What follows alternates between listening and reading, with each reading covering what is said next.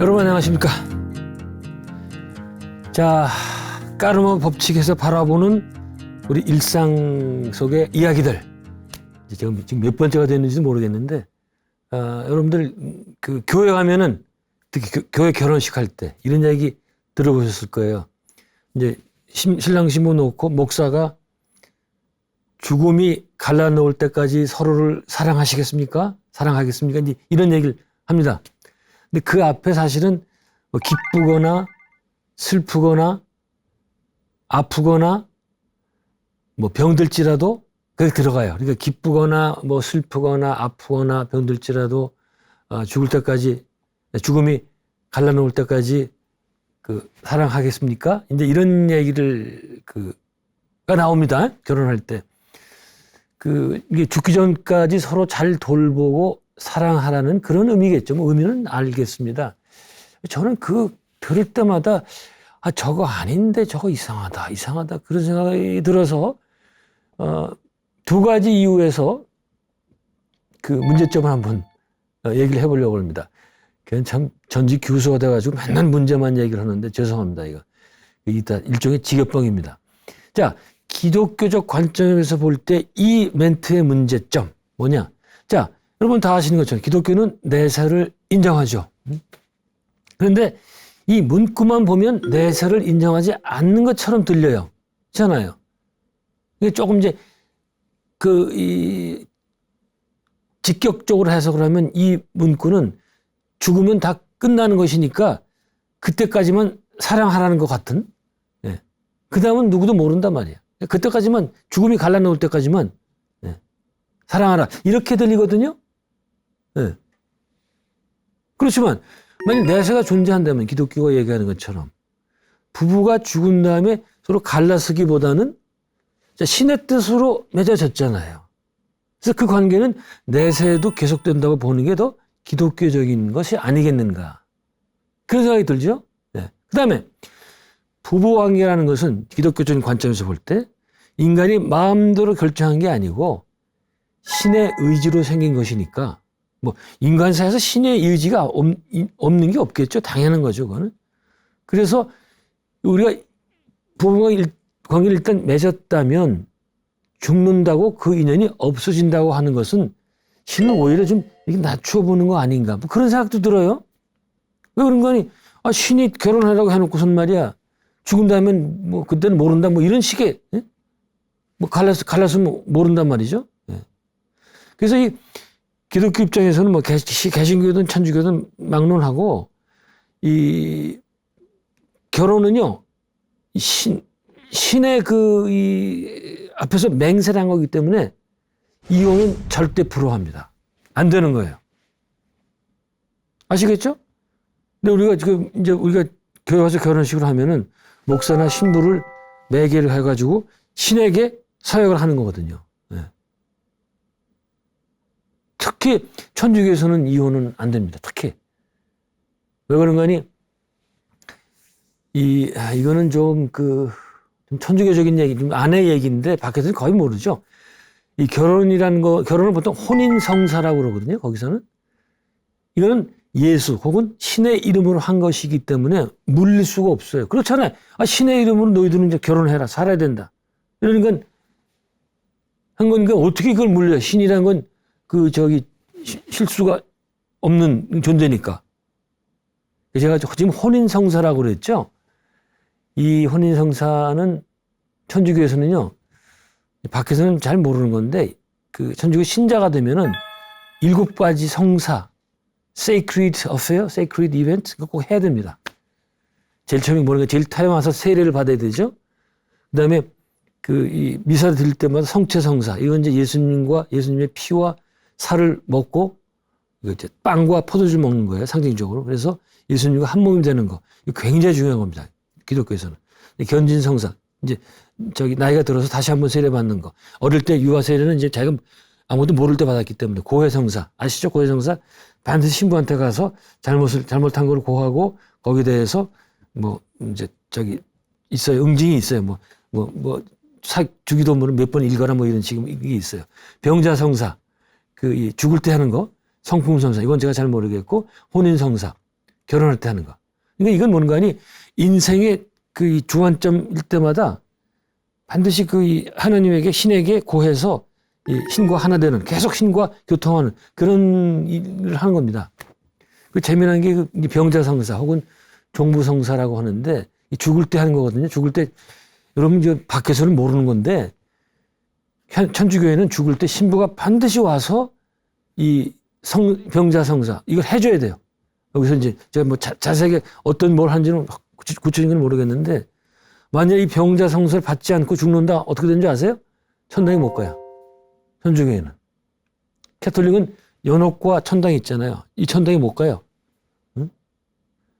그 들어가면 참 복잡해요. 이 참 천주교라는 게 어떻든 이렇게 굉장히 복잡한데 이제 혼인성사 같은 경우는 이게 아예 못하게 막기 때문에 이 천주교에서는 일단 그리고 그래서 천주교는 결혼할 때 이 천주교인끼리 안 하면 인정을 안 해. 사실은 인정을 안 해줬어요. 요새는 이제 그런 이제 조건부로 하죠. 이제 결혼시켜주는 이제 비천주교인이 결혼할 때 그냥 결혼시켜준다. 그러나 나중에 천주교인 되라. 뭐 이런 식의 조건부도 있고 뭐 이러는데 참 뭐 복잡합니다. 저는 뭐 그게 어떻다. 저는 그런 거 싫어하기 때문에 그쪽은 가진 않죠. 그건 뭐하러 복잡해요, 이렇게. 불교처럼 널널하면 뭐 오든지 가든지 마음대로 하고 말이죠. 자, 그런 게 있었는데, 근데 지금 이제 이거 다시 돌아가죠. 죽음이 갈라 놓을 때까지 그 사랑을 해라 뭐 이런 얘기. 이 이야기가 꼭 틀린 것만은 아니겠다. 내 입장에서 보면. 네. 그러니까 부부가 살다가 우리 죽을 때 같이 죽는 게 아니잖아요. 다른 시기에 죽는 경우가 많죠. 그러면 한 사람이 먼저 죽으면 그것은 분명히 이별이죠, 분명히. 네.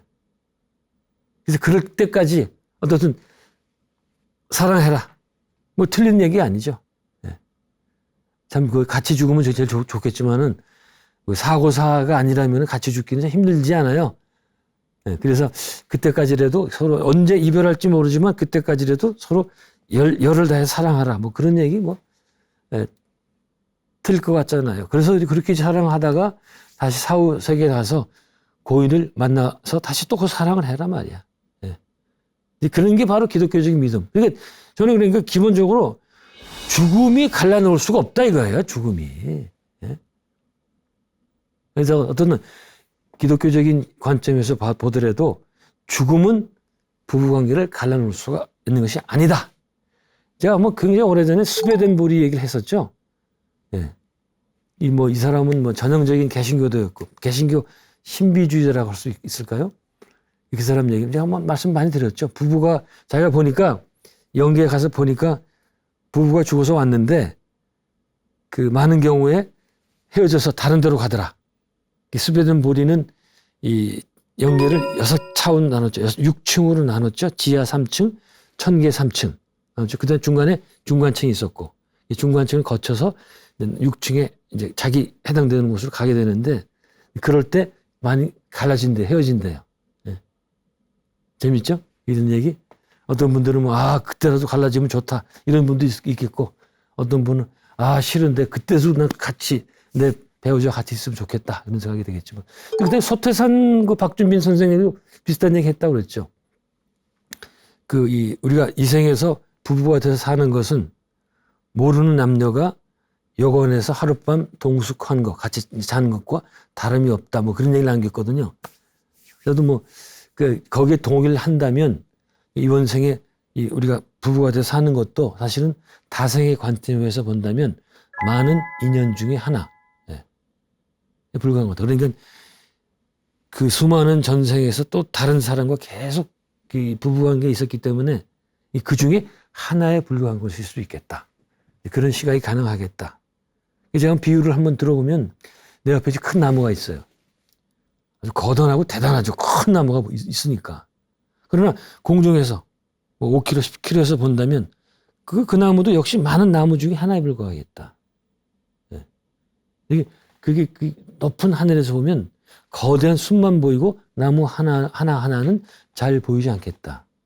근데 그런 관점에서 보면 우리의 생이라는 것도 지금의 탄생, 이번 생도 사실은 그다지 긴 게 아니다. 지금은 참 길잖아요. 전 그래요. 저는 하루하루는 빨리 가는 거고 일주일은 빨리 가는데 지금까지 살아온 거 생각하면 참 길어요. 아이고, 뭐 이거 이렇게 오래 사나. 그런 생각이 들고, 앞으로도 얼마나 또 오래 살아야 되나. 그런 생각. 그렇게 긴 것처럼 느껴지지만 사실은 이제 더 높은 관점에서 보면 그 아주 긴 것은 아니겠다. 자, 여기까지가 기독교적 관점에서 본 거고, 그 다음에 두 번째 입장은 까르마 법칙의 입장에서 봐도 이 문구, 죽음이 갈라놓는다. 이거 잘못됐다는 알 수가 있겠다. 지금 설명드렸죠. 부부 관계를 갈라놓는 것은 죽음이 아니고 둘이 쌓아온 카르마 때문이다. 어떤 이번 생에 인연이 돼서 부부가 됐다는 것은 카르마가 어떻든 이게 서로 이제 접합이 된 거예요.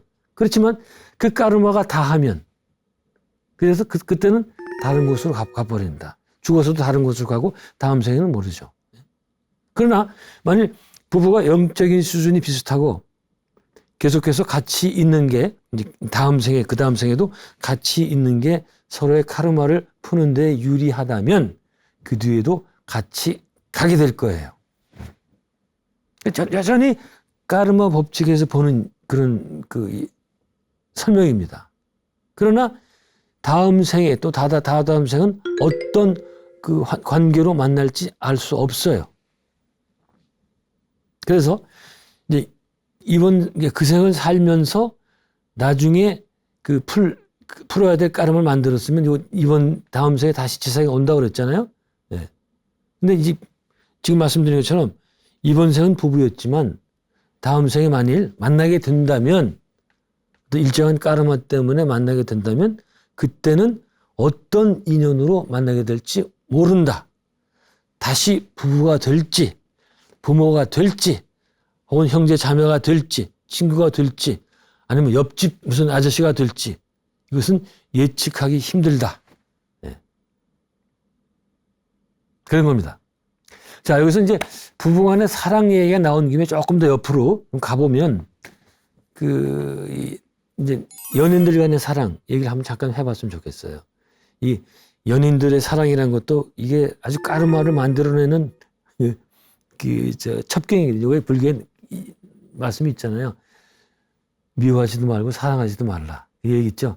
근데 일반 세속에서는 사랑하는 건 굉장히 높이 평가하는데 불교에서는 그것도 안 된다. 왜? 까르마를 만들어내기 때문에. 왜 까르마? 집착하기 때문에. 네. 자, 그거 한번 얘기해보자 이거예요. 자, 우리가 이제 연애할 때, 영원히 그대와 함께하고, 다음 생에도 그대와 사랑하는 사이로 있으면 좋겠다. 그런 얘기도 많이 하고, 또 서약도 하고, 예.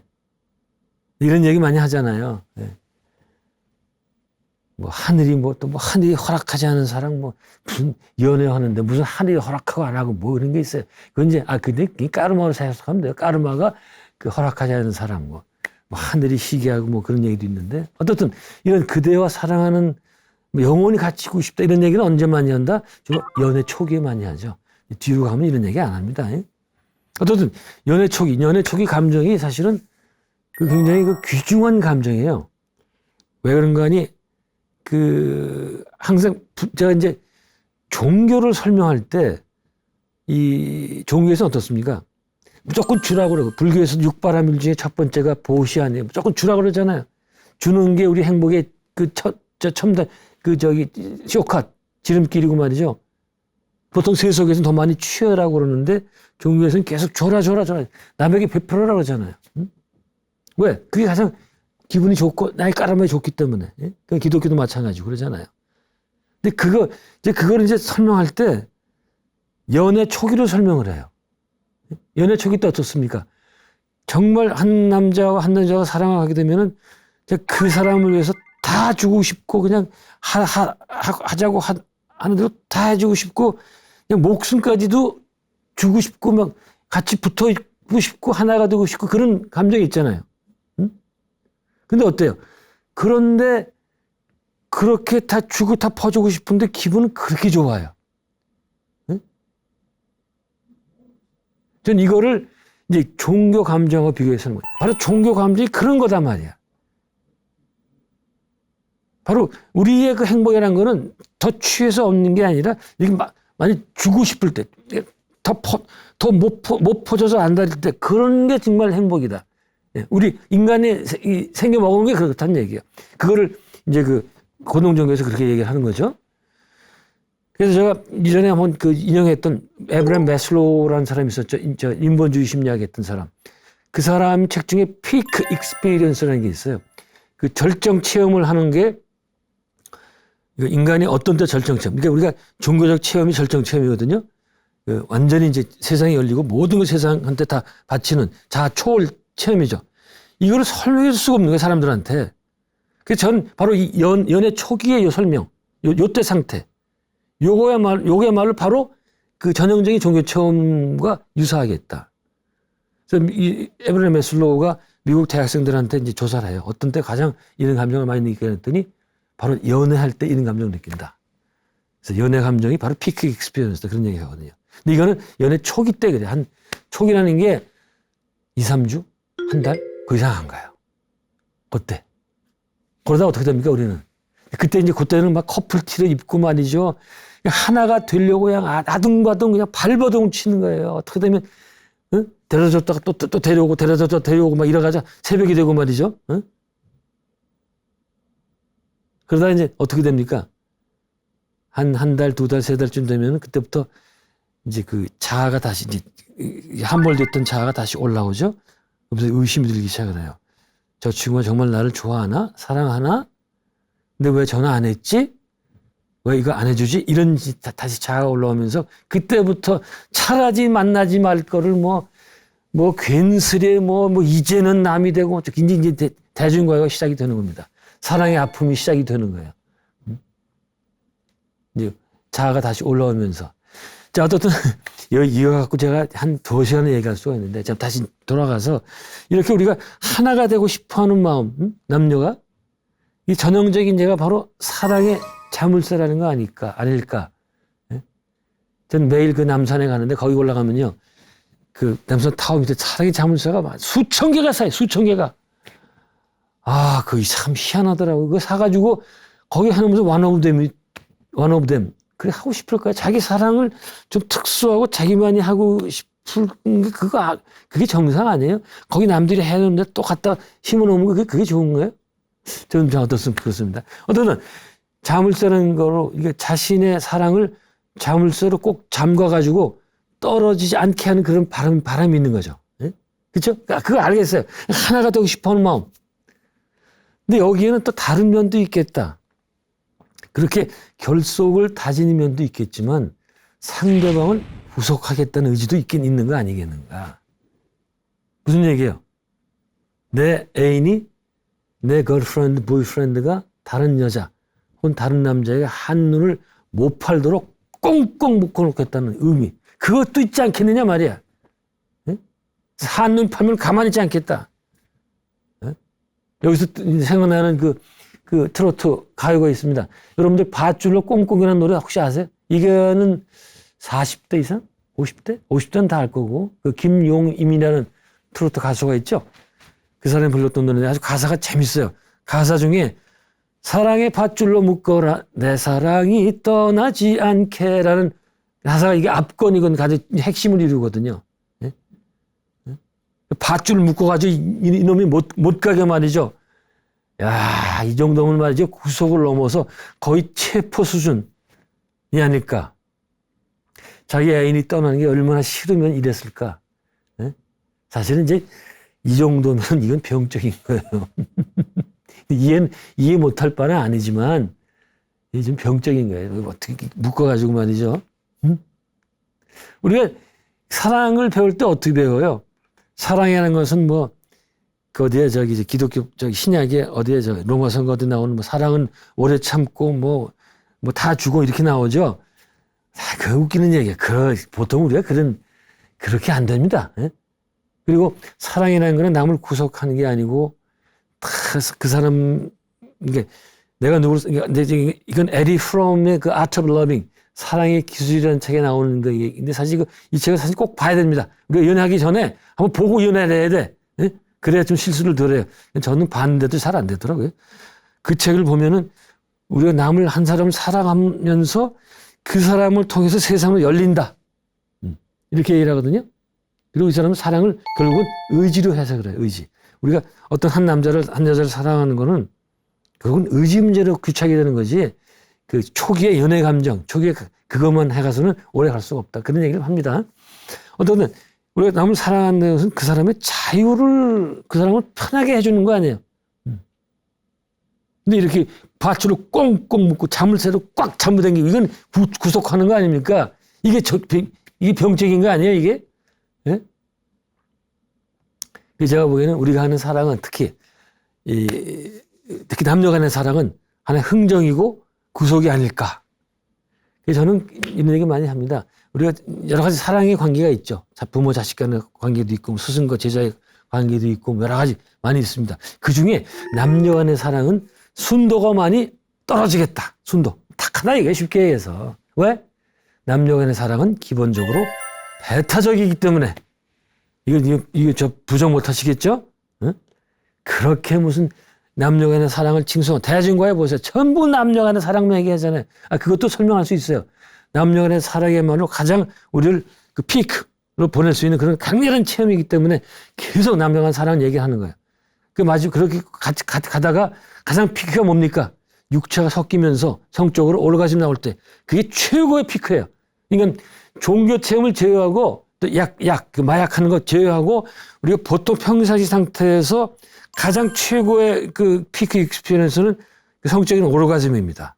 근데 그게 남녀 간의 사랑에서부터 발전하고 난 거죠.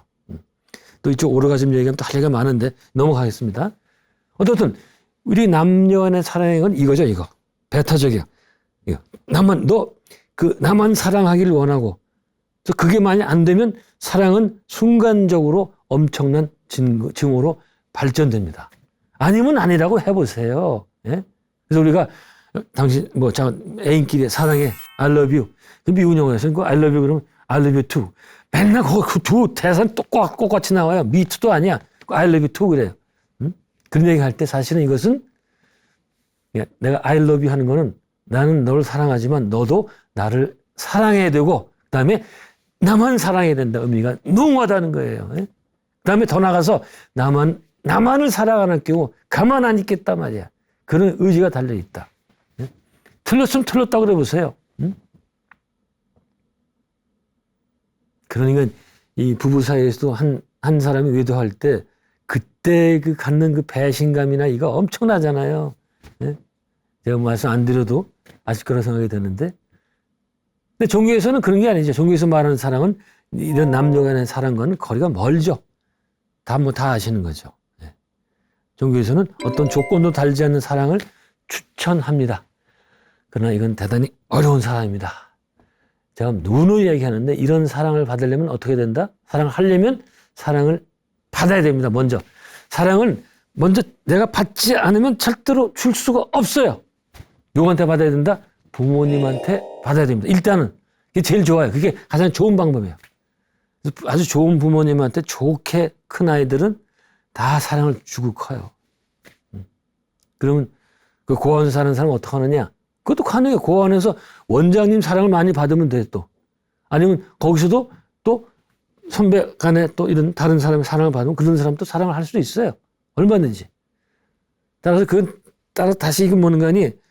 우리가 이 세상을 좋은 세상을 만들려면 우리는 다른 사람을 사랑해야 돼요. 조건 없이. 그래야 그 사람이 또 다른 사람을 또 사랑할 수 있는 거거든요. 네? 이게 되는데 남녀 간의 사랑은 이런 것은 아니겠다. 그래서 저는 남녀 간의 사랑은 겉은 사랑으로 표장을 했지만 사실 속은 거래 혹은 구속일 수 있겠다. 제가 계속 얘기하지만 근데 이건 당연한 거다. 인간은 태생적으로 자기중심적인 자아중심적인 사고를 하기 때문에 그래서 애놀 토임이라는 영국의 유명한 역사학자가 있었죠. 그 사람은 종교의 본령을 뭐라고 하는 거니 자아중심적인 사고를 극복하는 게 목적이다. 그렇게 얘기를 합니다. 정확히 집은 거예요. 내가 중심적인 생각. 나만 그 에고센트리라고 그러죠. 센트릭 이런 생각. 근데 그건 어쩔 수 없는 게 사람은 생각의 동물이기 때문에 생각. 우리가 동물과 다른 것은 동물이 생각한다고 그러는데 동물은 생각 못합니다. 동물이 생각한다면 그들 언어가 있고 기억이 있고 이래요. 이건 복잡한 건 넘어가겠습니다. 자, 생각이 존재하는 인간의 생각이 존재하는 한 우리는 이기적일 수밖에 없다. 그래서 모든 인간의 모든 관계는 자기 이익에 맞춰서 진행이 되는데 남녀 관계는 더 이해관계가 치밀한 관계이겠다. 자, 이거를 이제 준비하면서 또 들었던 생각이 하나 재밌게 봤던 책이 있었는데 피터 버거라는 영국 사람일 겁니다. 사회학자인데 사회학 책은 몇 권밖에 못 봤는데 이 사람 책은 굉장히 재밌게 봤어요. 사회학의 초대란 Invitation to Sociology라는 책으로 60년대가 초기 굉장히 오래된 책이었습니다. 굉장히 재밌게 봤는데 제가 이 책에서 배웠던 거는 사회학이라는 것은 그 계층을 다루는 클래스를 다루는 학문이다. 이런 얘기거든요.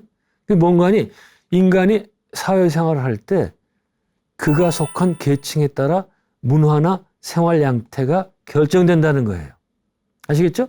내가 어떤 계층에 속하는 거, 그것에 따라서 나의 보통 일상적인 생활 양태가 다 결정이 되는 거예요. 예를 들어서 지금 MZ 세대가 아주 자유롭다 이렇게 얘기를 하잖아요. 전혀 그렇지 않다. 걔들도 자기 속한 세대, 거기서 통용되는 문화나 그 가치관에 거기 그대로 결정된 상태로 살고 있다. 이 사람 책에서 제가 지금도 기억나는 게 젊었을 때 책을 많이 봐야 돼요. 대학교 때 봤던 책들이 이렇게 기억이 잘 나요.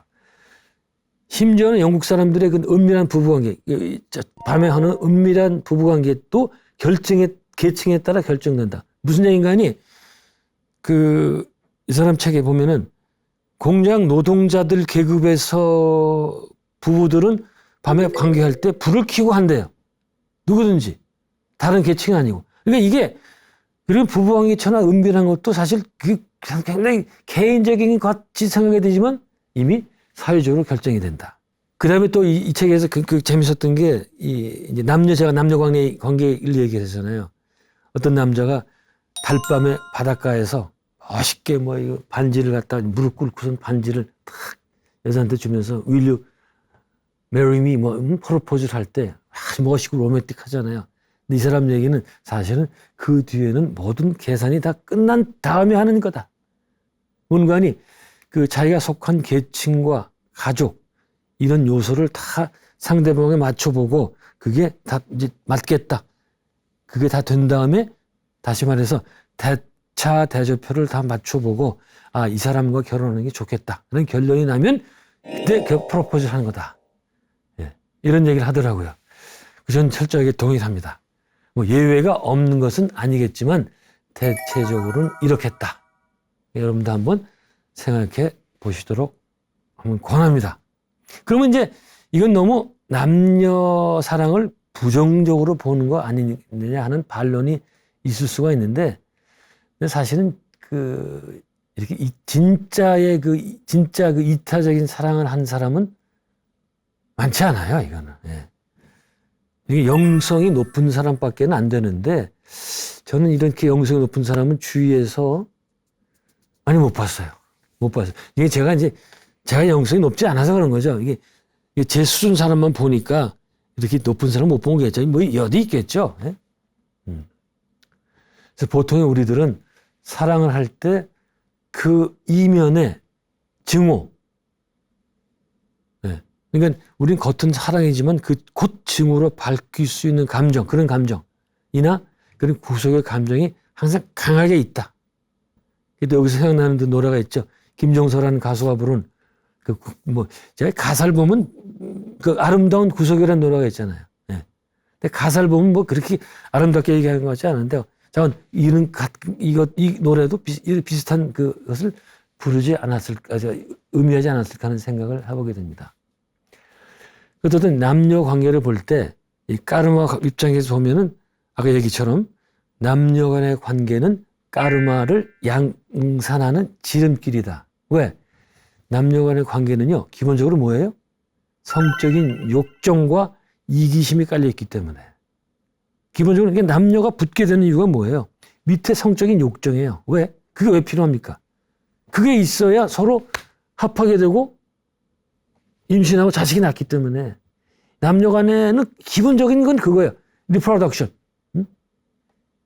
그 다음에 영적인 건 그 다음 얘기고. 네? 그런 겁니다. 동물 보세요. 동물은 남녀 간의 관계는 딱 그것밖에 없어요. 네. 그 다음에 이제 욕정이 생기게 되니까 뭐예요? 까르마 발생, 욕심이 나는 거 아니에요. 특히 성적인 욕정은 자꾸 뭐 도박이나 이런 것과 더불어서 굉장히 강하거든요. 네. 그래서 이건 우리가 이게 너무 강하고 이질적이라서 항상 이렇게 치워놓고 안 보려고 그래요. 우리 모두 다 성적인 관계를 갖고 하면서 살면서도 잘 얘기는 안 합니다. 워낙 이쪽이 강하고 이질적이기 때문에. 그렇잖아요. 우리 이 허리띠 밑에 얘기는 잘 안 합니다. 안 하는 척하고 살죠? 그게 그 이유가 너무나 이 무서운 동네예요. 이 성적 에너지. 예? 그런 프로이드 같은 천재가 나 어떻게 좀 건들고 그게 뭐 리비더 에너지라 이렇게 얘기를 하지. 예. 그렇기 때문에 어떤 이 까르마, 이 욕정, 이 강한 욕정이라는 것은 까르마 발생의 1순위다. 그래서 이 수도자들은 결혼을 못하게 하는 걸 거예요, 아마. 승려나 신부 같은 경우에. 이 까르마를 양산을 하니까. 근데 어떻든 이렇게 이제 남녀 간의 사랑이라는 것은 내면적으로 욕정이 있고, 그 다음에 아주 이기적인 이기적인 마음이 기본적으로 깔렸다. 이기적이라는 얘기는 제가 만날 얘기했죠. 그렇게 처음에는 뭐 너 없이 못 살겠다 그런 부부들이 나중에 이혼할 때는 아주 그냥 완전 적이 되어가지고 서로 이제 돈 가지고 싸우는 이런 모습 볼 때 우리 기본적으로 이기심이 있다. 우리가 이제 어떻든 이런 감정을 안다면 우리가 사랑을 하더라도 이 사정을 알고 과도한 집착이나 증오 같은 감정이 안 생기도록 노력할 수 있지 않을까 그런 얘기입니다. 이런 우리가 남녀 관계 혹은 부부 관계 이거를 이런 식으로 좀 기본부터 잘 이해할 수 있다면 시행착오를 많이 줄이고 또 영적 발전, 서로 간의 영적 발전에도 도움이 되지 않을까 그런 생각을 하게 됩니다. 이제 부부관계라는 것도 참 할 얘기가 사실 굉장히 많은, 제가 전공은 아니지만은, 이런 얘기를 많이 합니다.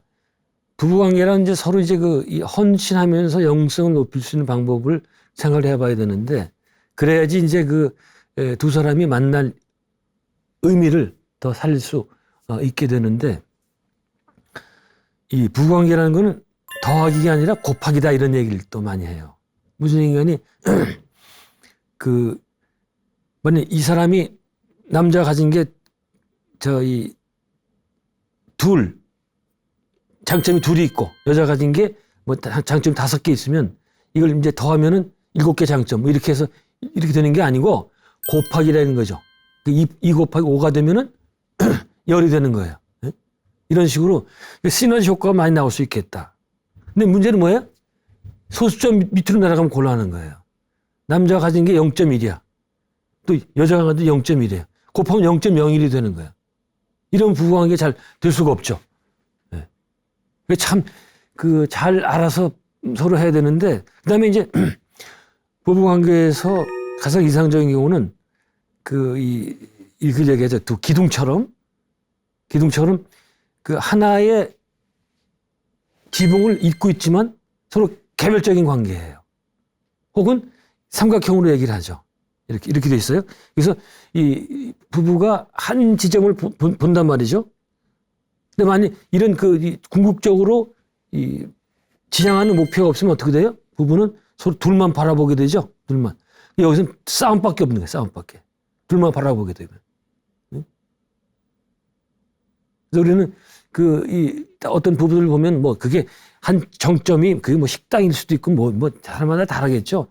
역시 하나의 공통으로 있는 위에 이 포인트가 있어야 부부관계를 잘 만들 수 있고 잘 영위할 수 있고 그다음에 또 까르마를 안 싸울 수도 있으니까. 네. 굉장히 중요한 겁니다.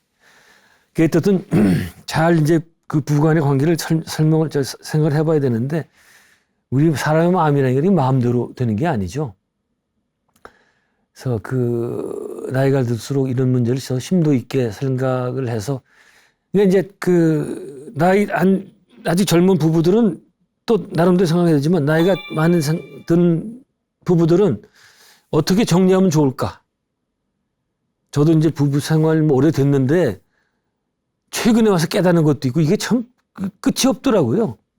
그래서 계속 어떻게 하는 게 가장 까르마를 덜 만들고 좋고 잘 어떻게 정리를 해야 다음 생 디자인 하는 데 도움이 될까. 이걸 좀 생각해보면 좋겠다. 예. 그리고 궁금한 게 중요한 이유가 그거 아닙니까? 야, 이제 특히 이제 현대사회로 오면서 더 이제 중요해지는데 제가 얘기했었죠. 부부란 거는 아무 피가 섞이지 않았는데 사실 가장 가까운 관계. 어떤 의미에서 가장 오래 같이 있잖아요. 그리고 누가 이렇게 같은 침대에서 이렇게 몇십 년씩 같이 잡니까? 예? 그런 사이는 전혀 없죠. 어떤 사이도 그런 거 없잖아요. 예. 그래서 가장 오래 지속되는 관계. 근데 왜 그렇다고 그랬어요? 까르마적 관계이기 때문에 오래 지속된다. 따라서 이 관계를 좀 더 신중하게 생각을 해봐야 되겠다. 예. 그렇게 한번 숙지하라고 말씀드리고. 자, 여기서 이제 이번 강의를 끝냈으면 좋겠는데 시간이 많이 남아서 다음 주제로 한번 넘어가도록 하겠습니다. 다음 주제도 아주 예민한 주제예요. 여러분들 이런 얘기 많이 말씀 들었을 거예요. 내가 이 나이에 뭐 해? 뭘 할 수 있겠어? 누가 이제 뭘 이제 권하면 말이죠.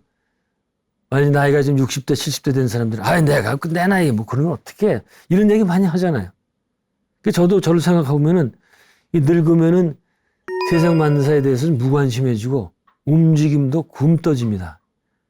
물건도 자꾸 떨어뜨리고 진짜 저는 이런 날이 올 줄 몰랐거든요. 뭘 자꾸 떨어뜨리고 말이죠. 흘리고. 네? 또 이 물 마시다가도 자꾸 살에 들리고 뭐 물 흘리고 말이에요. 야, 이럴 줄 몰랐어요. 또 주위가 변하는 게 싫고 그저 그냥 같은 날이 계속됐으면 하는 바람이. 그러니까 아무 문제 없이 갔으면 그런 이제 바람이 자꾸 생겨요. 변화가 싫은 거죠. 만일 또 새로운 일이 생기면 왜? 그 변화가 있으면 생각할 게 많고 생각해야 되잖아요. 또 기민하게 움직여야 되고 말이죠. 이런 게 이제 싫은 거예요. 젊었을 때는 완전히 이거 반대였죠. 네? 그러게 되니까 이게 이제 늙어감의 이 현상인데, 증상인데, 그래서 이제 누가 새로운 걸 권해도 이 나이에 내가 뭘 해? 네? 그러면서 사양하는 경우가 많죠. 오늘도 뭐 별 사고 없이 가는 그것처럼 오늘도 별일 없이 조용히 지났으면 왜 그런가요? 제가 나중에 이제 설명할 건데 뭐 좋은 일만 많이 생기세요. 뭐 꽃밥만 걸으세요. 뭐 이런 인사들 하잖아요. 사실 다 그렇지 않습니다. 가장 좋은 인사는 무탈하게 아무 탈 없이 그냥 지내십시오. 네? 그게 지금 60년 살아보니까 그게 가장 좋은 인사더라고요. 네. 탈이 없으면 되는 거지 좋은 일 생길 걸 바랄 것도 없어요. 그러니 그동안에 60년 살면서 참 일에 치여서 사람들은 속도 많이 썼고 또 제가 다른 사람들 속도 많이 썩였고 이러니까 나오는 자동적인 반응이에요. 그냥 쉽게 이제 아무 일 없이 살았으면 좋겠다. 근데 그렇게 되니까 저는 세상에 너무 뒤쳐서 살고 있는 게 많아요. 전화기도 아직 폴더폰 이게 있잖아요. 옛날 전화. 예. 억지로 4G 전화기는 쓰는데 폴더폰 이게 편하더라고요, 저는. 그래서 앱도 거의 없어요. 없습니다. 카톡, 폰뱅킹 하나도 할 줄 몰라요, 이런 거. 예. 저는 이제 사람들이 너무 카톡 같은 거 많이 하고 그러니까 그게 이제 사람들이 거기에 지금 매여 사는 게 이제 싫어서 이제 거기에 대한 반동이겠죠. 예. 또 이제 내 나이에 무슨 어플 같은 거 새로운 거 배워서 뭐 할 게 있나? 예? 저도 이제 이 전화기로 어플로 해가지고 뭐 계좌 이체하는 거 있잖아요, 이런 거. 은행. 그거 배워보려고 했었어요. 안 되더라고. 은행 직원이 그렇게 가르쳐 줬는데, 그 친구도 못 하더라고, 젊은 친구가. 제가 어떻게 해요, 그거를. 예? 그래서 저는 전화라는 것은 통화나 하고 문자나 보내고 사진에 찍고 그거 이상 저 하는 거 거의 없어요. 예. 날씨 같은 거 보고 뭐 이런 거. 예.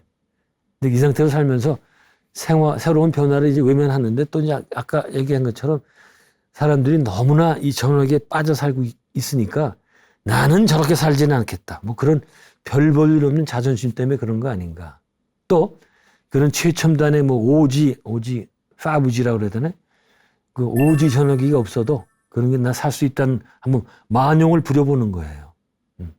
그래서 제가 스티브 잡스가 괜히 공연한 거 만들어가지고 사람들을 좀비로 만들었다. 예? 참 진짜 그렇잖아요. 전철 타면은 버스 타면 전부 그것만 바라보고 있어가지고 이제 전화기만 바라보고 있어가지고. 예?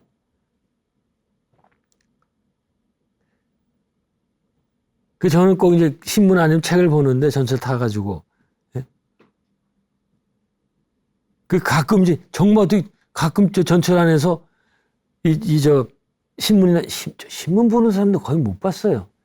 책 보는 사람 보면 어떻게 반갑고 고맙고 막 이런지 말이죠. 예?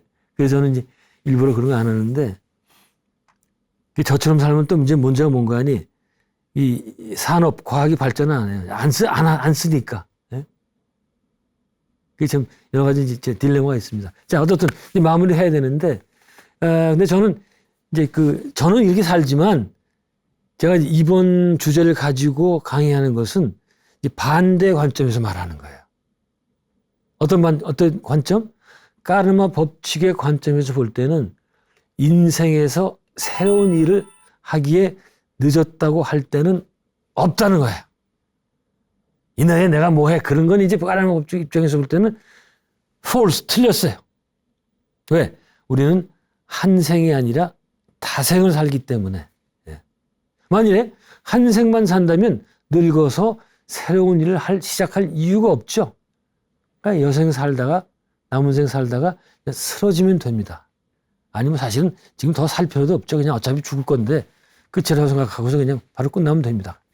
그러나 다생이라면 계속 산다면 인생의 후반부에 새로운 일을 하는 것은 얼마든지 의미가 있겠다.